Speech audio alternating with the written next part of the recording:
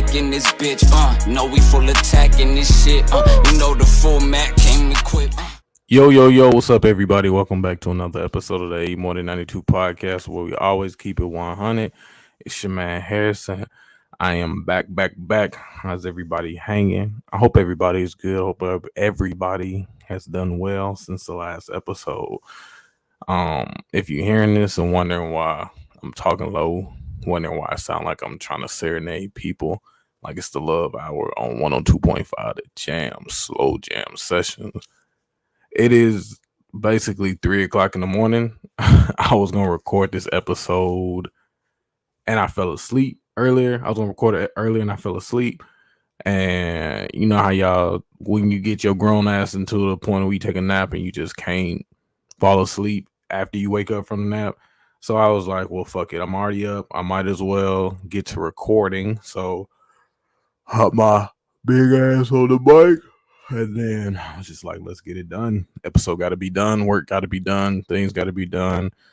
A lot of people, say they want to do this podcast stuff, and it takes consistency. And you looking at it myself, like I was tired. I had every reason not to sit here and do this, but I am making sure I get my ass up because I've put in a system of myself that I've been doing this for so long. There's no reason to take breaks. Like I don't fall into that category of like seasons or spring breaks or periods or anything off. Like I record once a week, and if I don't record the following week, it's probably just because I didn't really have anything to talk about. And I'll just want to be up here rambling. Especially with me doing episodes by myself, I just don't want to, sit up here and do think pieces. But man, that consistency that I tell people, I like I said, I'm about actions. I think I said this probably over the last couple of episodes. You can say a lot of things, you can talk it, but eventually you're gonna have to walk the walk that you're doing. You have to cash that check that your ass put out. And this is like part of that consistency part that it falls under. I ain't put in like no sprucing. I ain't get a chance to line my beard up. This is going on YouTube just like this. Like this was like a nightshirt. I was slumped, but it's the work got to be done. The episode got to be out, and shit, we gonna make it happen because you gotta just make sure that you don't just do this shit at the best of your ability when everything is flying high. You got to do this stuff when you have those idle periods, or you go to work and you tired, or you have busy days, or you taking your kids out, or you got stuff to do, or you want to hoop, you work out, whatever it is. When you say you want when you have a goal, when you say you want to be great, you want to be number one, you got to be able to put that work in. You got to be able to put that consistency in. I hadn't got the episode out. Thursday and Wednesday had been the days that I've been, going back and forth between. Didn't record Sunday or Monday because I just wasn't really feeling what was kind of going on during the week. Waited till Wednesday, which is usually like my late day if I have not recorded. And excuse me for yawning. I told y'all it's 3 o'clock in the morning. But Wednesday is one of the days I'll wait, mainly because, okay, let me get through the middle of this week because let's see if something does pop off that maybe gives me something to talk about. I don't really want to just talk about Kyrie and KD and the NBA free agency that's kind of stalled. So, I just kind of let things kind of pan out so I can have stuff to come, but talk about, to come on here to talk about. But like I said, you just don't want to get stagnant, and just because one week can turn into, oh, it's another. And then, I go on the page and realize that, I haven't put anything up. So, it's just that drive, just that consistency. I tell people, I hope this is an example of when, the consistency to make sure that the days that you won't want to do something, you get your ass up and do it. And I'm hoping this is showing that I do more than just give the advice. I'm living it because I wanted to go back to sleep, or I was like, man, just take a week off. And I'm not trying to go in between all those different weeks just because if I don't have anything to talk about, I just didn't feel like recording or whatever, that I just skip weeks, and then you just lose that oh man, every week I look for the More 92 podcast. All week I look for the Harrison or Najee or whoever. anything, and I'm not doing it. I'm not holding up my end of the bargain. And so, I need to bring myself to the front stage, like, yo, man, go handle your fucking business. So that's where we're at today. Some things I wanted to talk about before I got into the topics. I know last week, and I'm gonna be mad if when I hear this that it sounds better for me moving from here to here. But some things, because I think that was a whole 5 minutes and 46 seconds. Yeah. So some things I noticed last week from when I was talking, I did talk about motivations and talked about therapy. And when I was talking about that, I just happened to notice that in the discussion, I said I used a lot of I want to say grudges and fuel or whatever I would, like maybe a get back to motivate myself to accomplish things. And I noticed when I was talking about the promotion, just some things that were bothering me about it. Yes, I got promoted. Yes, I accomplished what I wanted to accomplish, but it just had not sit right with me because I didn't get to put my middle finger up to the people that screwed me. And so, I sat back and I started thinking to myself, like, yo, you have nothing to prove, James, in your life. Like, you've overcome a lot. There's nothing for you to sit back there and say, like, yo, this person had done this person had done that. Why do you feel like you have to run your life always getting the upper hand or using this as a plot point? And I was just wondering, like, man, when you've gotten so far in your life only using a particular source of motivation and it succeeded, but the later you kind of get into it, you kind of notice that this stuff is just harboring, whether it's stress, anger, whatever it is, it's gotten you to a certain point. But when you're using it as motivation, is it producing the best overall aspect of yourself, even though you're hitting the results you want to? What is my mood like? What was my stress like? What was anything like during that time period when I was using this as motivation? And so when I thought about it, when I get to that point of when I don't have anything or anybody or any grudges to, go against, what's going to be my new motivation to what is going to make me succeed? What I always want to be great, but I think from the Last Dance, one of the most important things that I took away from what Michael Jordan said when he had the finals, he would just make up grudges that didn't even happen, and that would motivate him. And so when you have somebody like myself who's done similar things like that, how do you tell somebody go find something else? So I feel like that's going to be my next journey of being, I guess my next like lesson or topic is like, what can I do to achieve the next level of greatness that isn't built on proving someone wrong and grudges and everything? Because I know that I'm always going to be motivated to never fail. I always want to succeed. I always want to be the best. I always want to be number one. I'm always going to be competitive. But what would be my drive? The only reason I thought about that is because it's always funny when you are thinking about something and God has a way of kind of getting in your ear to let you know that that maybe what you're thinking isn't crazy, and there's a way to show you a path to get to thinking of an alternative route to what you're already going. And what made me think about that, I was watching an episode of The Breakfast Club on YouTube with Afion Crockett. And this wasn't new. This episode had been out a couple weeks. So I think it maybe been out a month. I don't know. But for the long period that it had been out, I didn't watch it when it came out. It didn't premiere. But I was just so happened to watch it this Saturday over the weekend. And I was just like, damn, how the hell is what he's saying something that's going through my mind? Interesting. Some comedians say they don't want to go to therapy and stuff because they don't want to fix that trauma because they feel like that trauma is like the source of a lot of their inspiration, their creativity, their jokes. Nah, get that shit out. I don't give a fuck how creative you think it's making you.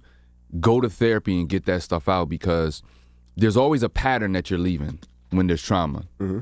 There's a pattern that you're living, and there's a pattern that you're leaving in the wake of whoever's path that you cross. Mm-hmm. You have to get that out. You know, it's a lot of people that say cocaine makes them a better artist. Yeah. All right, but that shit is fucking your brain up, though. You know what I'm saying? You may have 5 fire projects off of that cocaine, but you need to get healed from that. You need to flush.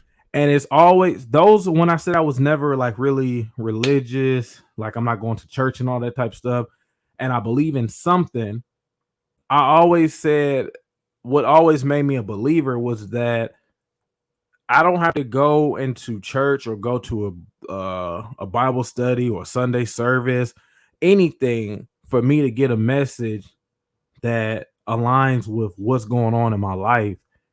And I always feel like God or whoever, somebody's talking to you to let you know that what you're thinking isn't crazy and let me help you out. And so for him to say that particular topic in his interview and then Charlamagne to answer with him, for it to be going through what I'm going through or what I was thinking prior, it made me focus and think like maybe this is something you really need to take more thought into and like not just shrug off as, no, I'm gonna keep doing it my way. Because a fool is somebody who keeps doing the same thing over and failing and thinking something different is gonna happen if they try it the same way. So I'm always going through and self-evaluating myself, always trying to be better. So that was kind of like my thought process of just kind of thinking about that. Like maybe if I had a different way of motivation when I do hit accomplishments, if I don't, I wouldn't be so focused on other people's reaction of feeling down in order to feel like I hit the accomplishment the exact way it was supposed to be. So that was just something I was thinking about. Wanted to get that on there because it kind of tied in with last week's episode, ironically. So I just wanted to knock that out the way. I did see Thor last week.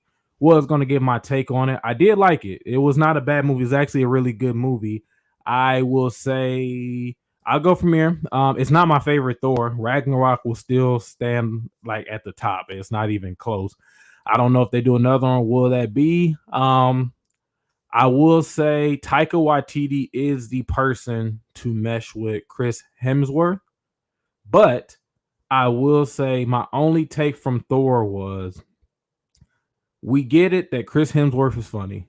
And we get it that you're putting more jokes into a Marvel movies to kind of make it relatable, not all action. But I feel like the only thing I had a problem with Thor was that it was too jokey at times. If I was really going to do this episode earlier, I planned on pulling like my shield out and just holding it the entire episode just to kind of like do a Marvel episode of like that, because I was really going to talk way more in the Marvel than I was today. It's just I fell asleep, so I didn't go by the game plan. But I thought the movie was really good. It just was too comical and too comedy focused at the beginning to where I was kind of like, where's the action at? But then they made up in the back half for it, very much so to where the action and the comedy balance out. I just think I would like a better balance in the movie to where you don't have to put all the action in the back half and then put all the comedy in the front half. And I actually at this point would kind of like the comedy to tone down. But I will say this about the Thor movie. It was really good because if you go back and watch it after you leave the theater, you sit there and think like, okay, I watched Spider-Man Far From Home. It was great. It was like one of the best Spider-Mans. Into the Spider-Verse is still the best Spider-Man movie to me, Ms.Marvel. But Far From Home has to be, No Way Home has to be the best live action Spider-Man movie of all time. But I've watched that movie 4 times and I speed past all the unnecessary scene, the part where he's on the bridge and the part where he's trying to get the college admission, even when he first meets all the bad guys, because that part's unnecessary.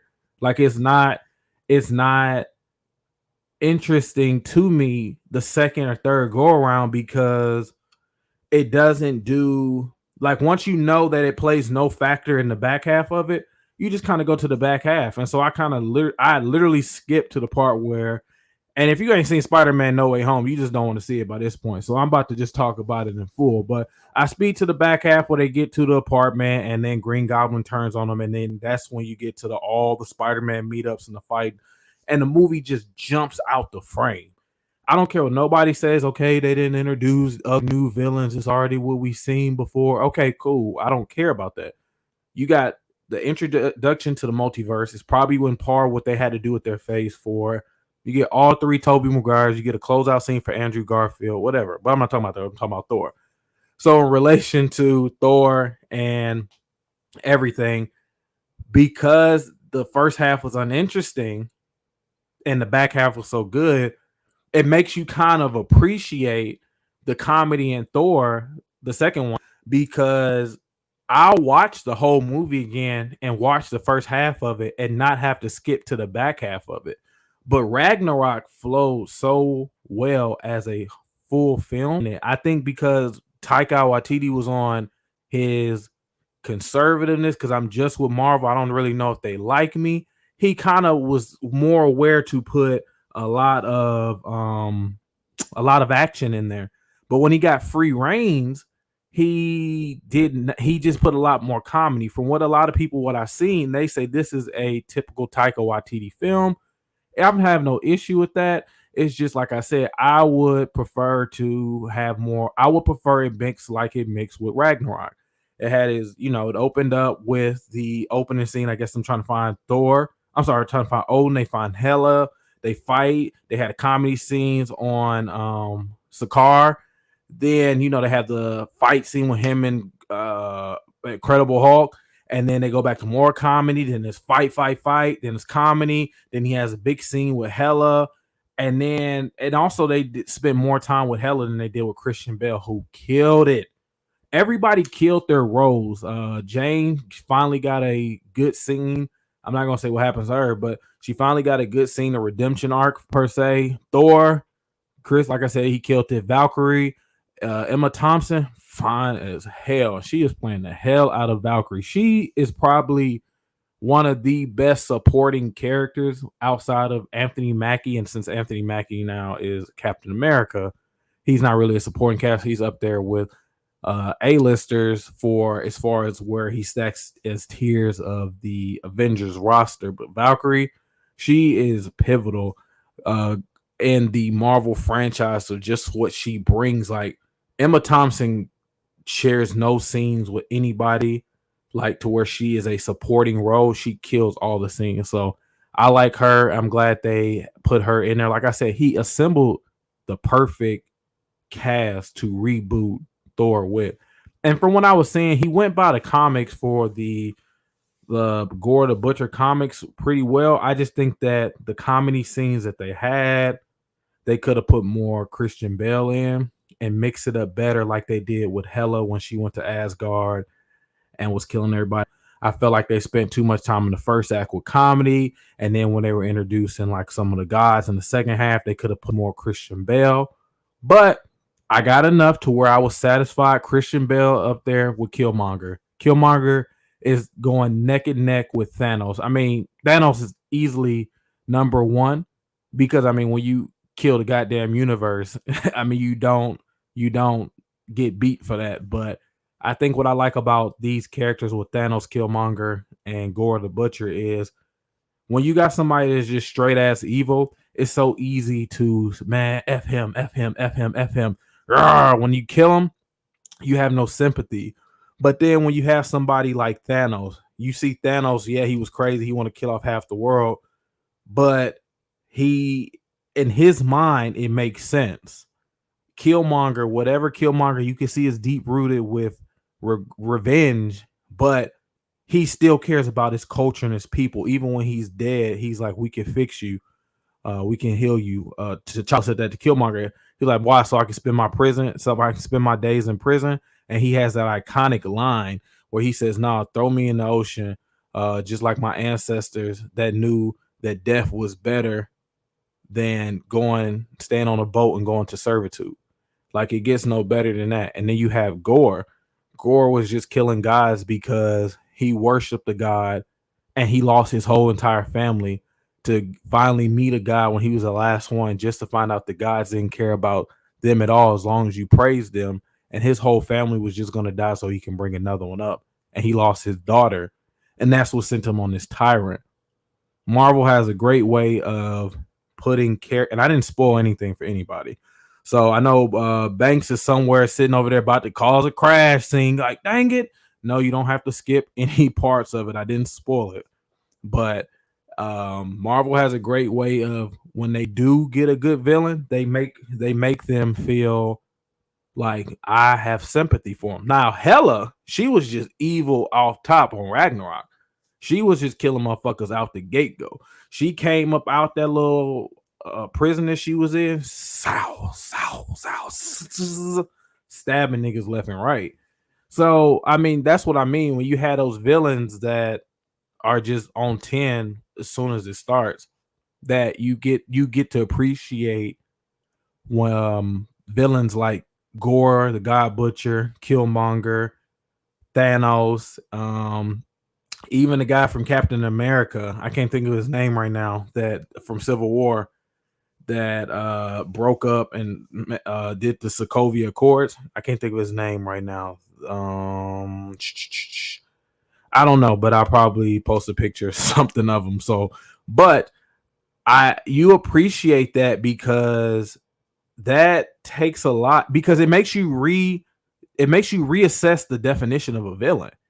Well, damn, is it a villain? Are they really villains? Are they people that got to a point to where they were let down by something, whether it be your community, whether it be your faith, whether it be anything? And so now they have a plot to get revenge, but is it necessarily all about getting back, or does some of it do go with, even though it's a skewed purpose, it still has a purpose to where you could be like, I don't blame you. And so I like those type of villains. I think they give you somebody to where you could take this yourself out of it and think in their shoes. So I give Thor got Love and Thunder a 7.5 out of 10. Yeah, I think that's a pretty fair rating if I were to say that. I think that's a pretty fair rating. I was sitting here thinking, I'm only sitting here like, is that the right way to like really rate it? But I think that's real fair for that. So I'm gonna go 7.5. So that was a real good movie. I encourage everybody to go see it. My take on Marvel so far, because also, and I didn't say this part when we're talking about the jokes and how that makes the movie. Multiverse of Madness did not really have any jokes. It was all action. Same with Winter Soldier, but I could watch it from the beginning. But there are a lot of movies that I do not care to watch any parts of the beginning. So without the jokes, Multiverse of Madness just was on go the entire time. But the first Doctor Strange, I could do without the first part at all. Let's just get to the back when he started to accept that he is the Sorcerer Supreme or Sorcerer Supreme in training. So when I was just saying that part about Taika Waititi and it being too jokey, there are times when if there is nothing or if it feels bland, I'm going to skip to the ass of the movie. But Marvel Phase 4 movies so far, we had Black Widow, Eternals, Doctor Strange, Multiverse of Madness. We had Spider-Man No Way Home, and we also had the Thor Love and Thunder movie. Now, I want to say they said no, Far From Home, Spider-Man was the end of the Marvel Phase 3 with the Endgame. So far we have movie-wise, I would give Marvel Phase 4. Oh, and Shang-Chi. I forgot about Shang-Chi. And Shang-Chi, another one. Like, I get kind of bored because like the talking and shit's kind of stale. And Shang-Chi was just cool to me. Like, Shang-Chi's probably like a 7. But if I was to grade Marvel Phase 4 so far, I would give it a C. C plus B minus. Because Black Widow was just straight ass awful. Yelena Belova was cool. All right, whatever. But that movie was so fucking garbage. Garbaggio. And actually, I'm gonna give it a B minus, C for the movie, B minus to a solid B because of the Marvel TV shows. The TV shows are the only reason I would give Phase 4 a B. Eternals was ass the first time I watched it on bootleg, but the second time I watched it, when you take away the Marvel elements as a introductory movie, Eternals is actually pretty straight. I've watched it 3 times, and the second and third time I watched it, the more and more I was able to follow the movie and take it for what it is. It was pretty self-contained in its own kind of universe. It didn't really rely too much on the Marvel universe as a whole. And once you look at it like that, it's kind of like how Moon Knight is. If anybody's seen that TV show, once you don't really rely on the Marvel Avengers kind of atmosphere, you're just kind of there. It's easier to kind of watch it a second time and just focus on the world that they're in. So Eternals got a good one. They're still 4 and 5. Shang-Chi is 3. And then you got Spider-Man No Way Home, number 1 for me. Doctor Strange Multiverse Madness, which was really, really good to me. I get that number 2. And then Thor Love and Thunder is 3rd. So that's 6, I guess. So that would make Shang-Chi number 4 at that point. But that's how I'll rate it. Spider-Man, No Way Home, Doctor Strange, Multiverse of Madness. And you know what? It's kind of funny because I skipped that part on Spider-Man, but I would not skip any parts on Doctor Strange. I don't know why.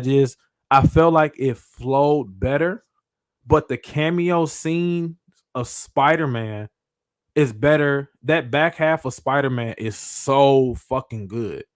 I could do without like them meet like because Jamie Foxx, but I like the redemption arc, and actually the reason why is because I like the redemption arc of so many things, like with Tobey Maguire in the 3rd Spider-Man, with Andrew Garfield in the 2nd one, with Jamie Foxx character, and then just that in that back half of Spider-Man was just so good. It was like I said, it was the best Spider-Man. Doctor Strange was great to me. I've seen it 4 times now, and they're battling, but that man. I'm gonna go with that. I'm not gonna change it. Say what your first guess. So for Marvel so far, for like I said, for Phase 4, the TV shows have really been good. I like the direction that they're going. But I've also been taking it as a grain of salt as well, and that's gonna sound kind of confusing because it's hard to always figure out what Marvel's doing when they don't have a Avengers type movie. I feel like what made Marvel so easy the first time was that you knew it was all going to lead to an Avengers movie. Now, what makes it very intriguing and to where everybody just kind of has to pump their brakes is where are y'all going with all this? Because you already have the Avengers assembled, but now it's kind of like, well, you got the Fantastic Four. Now you got to introduce X-Men. It's so much. You got She-Hulk coming out. I just finished Ms.Marvel, which was a really good show. I'm going to talk about that pretty soon just for the non people of color who had a problem with it. But I just see them doing a lot. Now, at times I feel like they are doing a lot because they're just introducing so much, but they have the TV and it's only 6 episodes, but it's only 6 episodes. So it's just all going congruent and just building one big super Marvel cinematic universe. So I just feel like they're giving a lot at the same time, but because you don't, so I'm kind of looking like, well, damn, how you gonna get all these people, or how is this gonna fit into the Avengers? Because we had the Avengers, structure. It was Iron Man, Incredible Hulk, blase, blase, blase. But I've learned to trust Marvel and these type of things. I think what they're building is going to be very great. I'm just trying to take everything as face value with low expectations right now because Marvel has not disappointed me, and I think they earn my trust. I think with so many characters coming out and so much stuff, when you get such attached to the core, I think with all this new stuff, I feel like that's probably what it is more than anything. Is because it's so much new things happening that I'm just kind of trying to adjust to take my mind off of like, well, I only care about the main people, and they're trying to reintroduce you to so many other, like I said, Moon Knight, Ms.Marvel, You have the She-Hulk series coming out. You had Loki, which a lot of people probably didn't care for Loki. The Loki series was probably my favorite one out of all of them. You had WandaVision. You had what was the other ones? You had WandaVision. You had Falcon and Winter Soldier. You had it's a bunch of them I can't think of. You had Daredevil. You had Hawkeye. Hawkeye was great. So it's very interesting to see them branching out so much. And like I said, you watching these 7 episode shows, and it's like having little mini movies. So I found it funny watching Ms. Marvel, the backlash that Ms. Marvel got from white people because of them doing a Muslim story arc, as if nobody paid attention to Ms. Marvel. Did y'all not read the comics? Did y'all think that they just made this up recently to be part of this inclusive era? No, that was exactly who she was in the comics. So the viewerships, if anybody saw the stats for it, Ms. Marvel was down with the white people, but yet it sprung high as hell with all people of color. So it's not just black people, it's black people. You had Hispanics, you had Muslim people, you had, because it's representation. And I think this is cool for representation of Marvel versus worrying specifically about sexuality. I think there's other ways to represent people when you go on TV other than what they identify as. I think when you go see a Shang-Chi, seeing the culture and making sure they get it specifically right, like not doing The Last Samurai with Tom Cruise or Matt Damon or some bullshit. You go to see Shang-Chi and you see nothing but Asian people, and the movie is with the cultural theme of Asian culture. With Black Panther, you got nothing but niggas in there. Wakanda forever, baby, boom, boom. And then with Ms. Marvel, they go to Pakistan. They tell you about the partition. Some of the stuff I knew because there's a lot, like I said, there's a lot of Kurdish people in Nashville, and I've heard of it. But for them to go in depth and incorporate it in Marvel is pretty interesting because it didn't happen that long ago. Like her parents, her grandparents were a part of that, who are still alive today. And then them introducing the community and them showing, like, even like on the last episode with the quote unquote Department of Defense, which is like the FBI going through the mosque, them not being strangers to when something go around, they blame brown people or Muslim people, foreigners, for something going on. They treat them different. I just think that was a real representation of incorporating, like what Falcon and Winter Soldier did when the police stopped Sam Wilson before they realized he was an Avenger because he was black, arguing with Bucky because he was white. Those are things that Marvel gets very correct, and being culturally aware is very good, and I love that about Marvel. Can't wait to see what they do with the mutants. That'll be good, because if anybody watch X-Men, they know that X-Men were like the original black people of color. Because if you really watched it, they be talking about mutants. Mutants is like niggas in the X-Men world. That's like the N-word. The M-word is the N-word in X-Men. And so they introduced mutants in the Ms. Marvel series. So that was pretty good. I can't wait for that movie to come out just to see what Kevin Feige would do when he has full control over it. That's my take for Marvel. I found it really funny with this new run-up challenge that's been out. It's not too many challenges I don't sit there and either roll my eyes or think it's dumb, but the run-up challenge, for people who don't know, is basically when you record yourself going into your kid's room or finding your kids and saying, hey, I'm about to go get a fight. And this kid, and you tell them that the parent, that the grown-up that you're about to fight may have a child, and you see your child's reaction to see if they are a fighter or if they are a crier. And it's just funny to just see like an adult challenge, that to see like your kids are a rioter, because it's to me, I feel like you already know it's not going to be a fight. So it's just to see like all this hell that your baby go through, or when you be like, oh, I want to get these little badass kids back. Oh, I can't stand his ass. To see that, like, or your kids be like, oh, I hate you, mom, or whatever. When it's time to go down, like, I got your back, mama.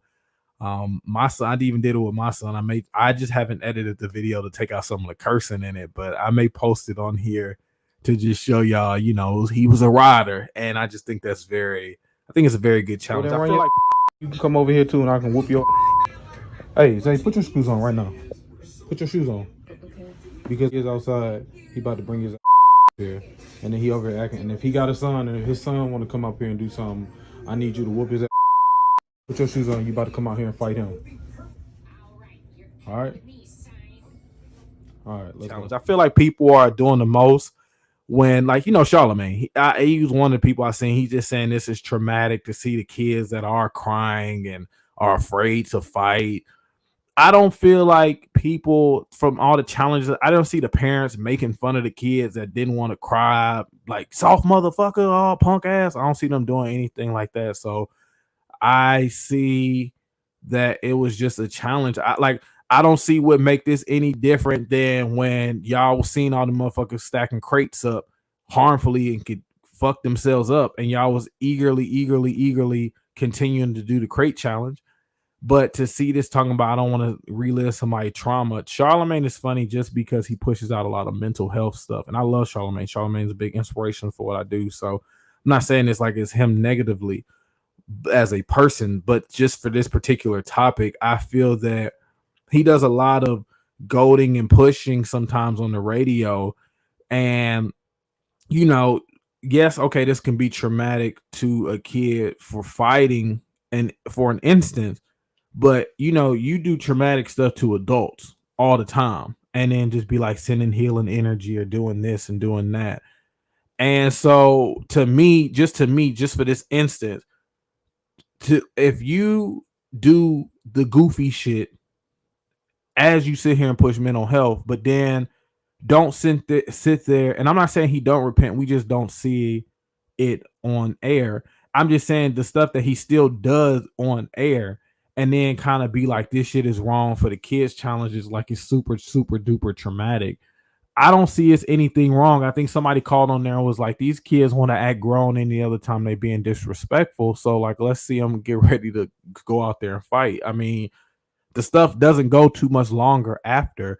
What's the difference? I mean, if this is traumatic, I mean, y'all, are you saying this when people pop up out of closets and be like, trick or treat? Like there's so many other traumatic things that people do that are traumatic and scary and can scar a kid for life. Whether, like I said, Halloween, that whole month of October, things are being scary. Are we pushing that off of not pranking people because now you're traumatizing your kid? I feel like, and it was another guy who tweeted it, like, you're just putting your kid through trauma, you're just doing this.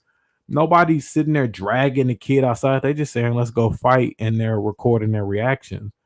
Why is it that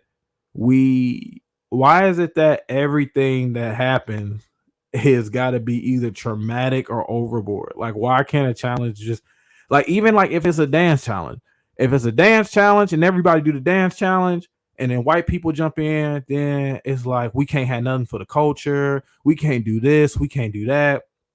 But like I said, again, y'all was doing a crate challenge, and that made no fucking sense at all.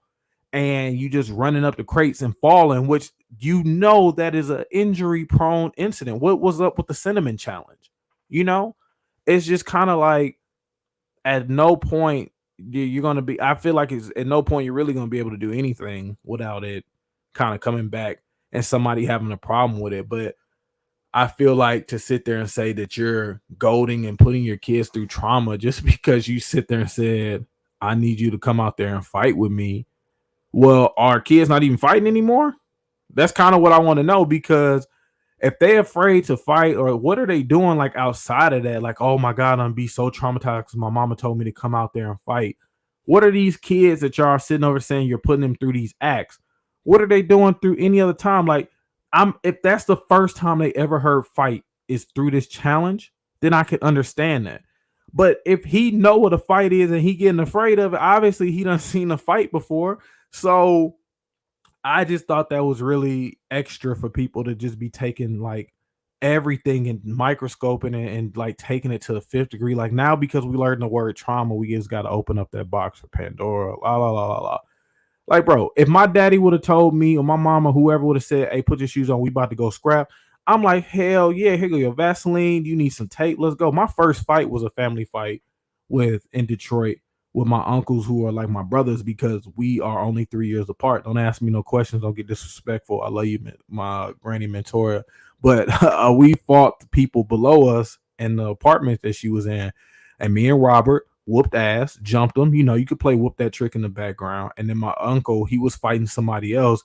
And I don't know if he was losing or what, but I just know when me and Robert whooped his little brother's ass, I just seen him with my uncle in a headlock, and me and Robert went and did some like flying karate kicks on this nigga, and we just end up whooping his ass. So we end up whooping the niggas that live below them, and that was my first fight. So at that point, I mean, you know, I love fighting. So it's just like, let's just take it for what it is. Yeah, I think like I said, the last one was just the pivot. A lot of people, like I said, a lot of people when they talked about the pivot, they only saw the most recently anything about it was just the Channing Crowder comment about Russell Wilson. But the pivot is doing a lot of great stuff. I make sure y'all watch that Jamarcus Russell interview on there. I have a newfound respect on him, and I honestly called him a bum, called him fat and everything, just honestly because he never spoke. So if you only see somebody on the news for bad stuff and they never speak up or defend themselves, you would think they don't care, and it may be true. And also, I was younger, so of course, when you see in the media how it was then, and you don't have people, or people didn't have outlets to defend themselves, it's easier just to kind of go with the media at the times. Now with me being older, and now other way, and now with more media outlets and ways for people to go about telling their news and telling their information, it's just easier to validate what's going on. So Jamarcus Russell was on the pivot, and he basically cleared his name and talked more about himself. And I have a newfound respect for him. And then he said, you know, they brought up he was the biggest bust ever because he was the first number one overall pick and he only played 3 years in the league. And I just kind of look at that question as like, what is a bust really? You got somebody like Kwame Brown. Did he live up to potential? No. But he was one of 400 and however many people was in the league when he was in there, and he played over 10 plus years. He had a whole bunch of money. He just didn't live up to what the number one was. And then you got somebody like Jamarcus Russell, and he was in a bad situation, had no vets around him, and then he just didn't pan out. But he's not a bum to me or a bust because he still has his money. He still is doing good for himself. He seems to be in great spirits.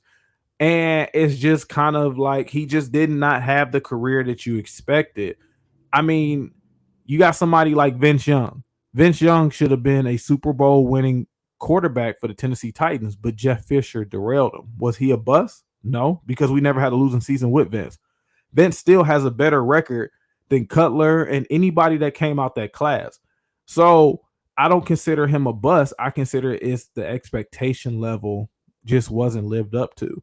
I don't think that word is, I feel like that word is harped harder on African Americans than it is on some, because I mean, like I said, you have somebody like Sam Bradford, and Sam Bradford doesn't get half the credit. I'm sorry, half the knocks for being what Jamarcus Russell was. And Sam Bradford was awful as hell. Big ass contract, broke the Rams dramatically, like just, and didn't do a goddamn thing. But you don't hear his name as much as you hear Jamarcus Russell.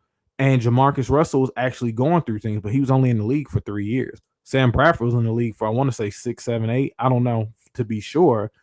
But it's just kind of like we hold on to our stigmas way harder than it seems like white people do. Or it seems like if you are a talented anything, a talent in any position, you get to also stay in the league longer.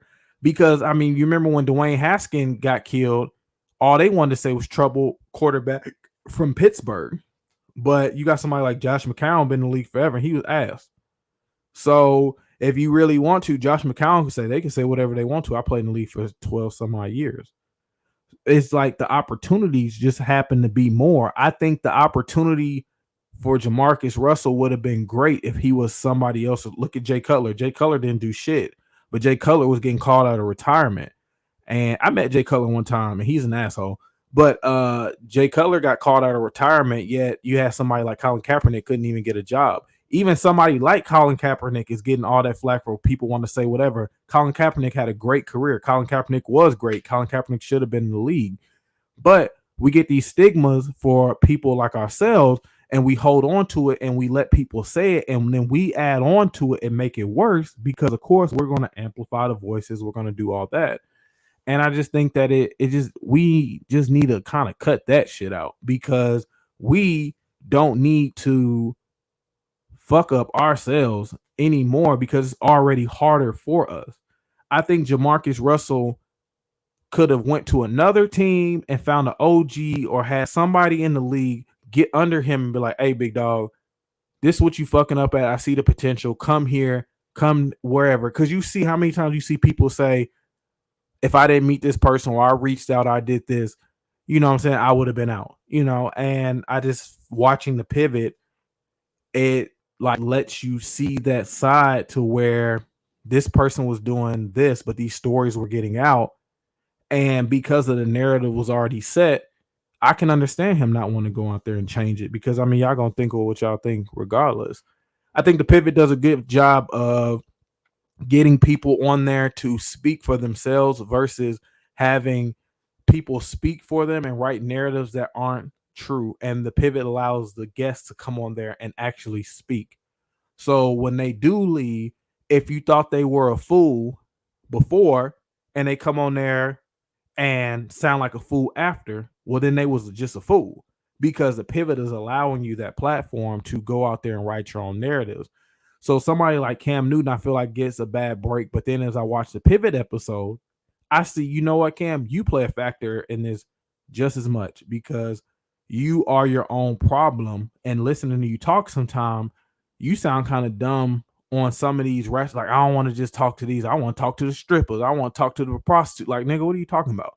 So, but they didn't prompt him. He said that on his own. And that's what the pivot does. This is you're pivoting, like the show is. You pivot your name character into what it really is versus what it was said before you got there. And, I like that. It ain't no flashy, ain't no floss, ain't no photo shoot like it is with I Am Athlete. Brandon Marshall ain't trying to steal the show. He ain't stopping you from saying something groundbreaking like, I tore my ACL. Moms and them was going through stuff. I just was about to have a mental breakdown. Wait, come here, chef. And you bringing in people from all over to be bringing in some risotto and some edamame and some filet mignon and souffles and all this shit. Like, bro, give me a goddamn hamburger and some McDonald's fries with some of that electrically charged Sprite so I can finish this goddamn interview. Niggas out there in they best Sunday fitted live on Sunday outfits with the jewelry blanging, taking all these pics and shit. And it's kind of like when you watch I Am Athlete, it's like rich niggas getting on here telling you rich nigga problems. When you listen to the pivot, it's kind of like, damn, what separated me and this person was the talent, and they just an athlete that was maybe in a professional sport, but we have similarities, like because we deal with the same things mentally, or we've had the same insecurities. And I just encourage everybody to watch that episode of Jamarcus Russell and the other episodes of the pivot. I'm gonna call it there. This has been a dope episode. I'm glad I was able to come back. I'm glad I pushed myself to make sure I get this out because y'all deserve it, because y'all keep me going. Shout out to everybody. If y'all got any questions or anything like that, make sure y'all DM me at the 8mt92_podcast. That's the IG, or you can send an email at the 8morning92podcast@gmail.com. Make sure y'all hit the link, subscribe to the YouTube, or listen to us on audio, however you get this. Make sure you check out the merch if you want some of the gear. I enjoy y'all. I appreciate y'all, and I'm gonna holler at y'all later. So peace. Back in this bitch, know we full attack in this shit, you know the format came equipped,